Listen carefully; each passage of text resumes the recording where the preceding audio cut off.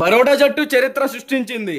T20 cricket లో సంచలన record నమోదు చేసింది. సయ్యద్ ముస్తక్ అలీ ట్రోఫీలో సిక్కిం తో జరిగిన మ్యాచ్ లో ఆల్ టైమ్ రికార్డు స్కోర్ నమోదు చేసింది. ఇండోర్ వేదికగా గురువారం జరిగిన ఈ మ్యాచ్ లో ముందుగా బ్యాటింగ్ చేసిన బరోడా నిర్ణీత 20 ఓవర్లలో 5 వికెట్లకు 349 పరుగుల భారీ స్కోర్ ని నమోదు చేసింది. టీ20 క్రికెట్ చరిత్రలోనే ఇది అత్యధిక స్కోర్. అయితే బరోడా జట్టులో భాను పనియా 51 బంతుల్లో 5 ఫోర్లు 15 సిక్సర్లతో 134 పరుగులు చేసి నాట్అవుట్ గా అజేయ శతకంతో చెలరేగాడు. ఆ తర్వాత అభిమన్యు సింగ్ రాజ్పుత్ 17 బంతుల్లో 4 ఫోర్లు 5 సిక్సర్లతో 53 పరుగులు, శివాలిక్ శర్మ 17 బంతుల్లో 3 ఫోర్లు 6 సిక్సర్లతో 55 పరుగులు, విష్ణు సోలంకి 16 బంతుల్లో 2 ఫోర్లు 6 సిక్సర్లతో 50 పరుగులు చేసి ముగ్గురు కూడా హాఫ్ సెంచరీలు చేసుకున్నారు. ఈ మ్యాచ్ లో బరోడా బ్యాటర్లు ఏకంగా 37 సిక్సర్లు బాదారు. టీ20 ఇన్నింగ్స్ లో అత్యధిక సిక్స్లు బాదిన జట్టుగా కూడా బరోడా చరిత్ర సృష్టించింది. సిక్కిం బౌలర్లలో టమాంగ్, రోషన్ కుమార్ 2 వికెట్లు తీయగా తరుణ్ శర్మకు 1 వికెట్ మాత్రమే దక్కింది. అనంతరం సిక్కిం నిర్ణీత 20 ఓవర్లలో 7 వికెట్లకు 86 పరుగులే చేసి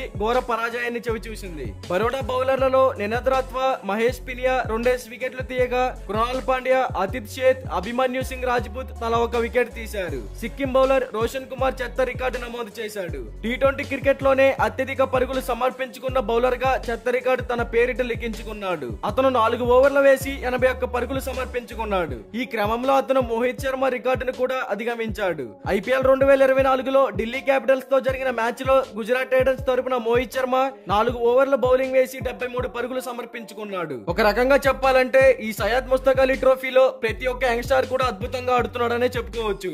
ఇలాంటి క్రికెట్ అప్డేట్స్ కోసం మన ఛానల్ ని సబ్స్క్రైబ్ చేసుకోండి. అలాగే ప్రక్కనే ఉన్న గంట సింబల్ యాక్టివేట్ చేసుకోండి. Thank you for watching.